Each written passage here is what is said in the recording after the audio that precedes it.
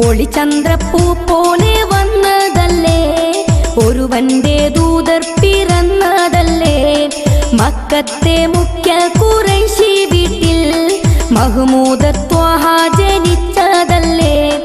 ഒളിചന്ദ്രപ്പൂ പോലെ വന്നതല്ലേ, ഒരുവന്റെ ദൂതർ പിറന്നതല്ലേ. മക്കത്തെ മുഖ്യ ഖുറൈശി വീട്ടിൽ മഹ്മൂദ ത്വാഹ ജനിച്ചതല്ലേ. യാ നബി സലാം, യാ റസൂൽ സലാം, ഹാത്തിമുൻ നബി അവരില്ലായിരം സലാം.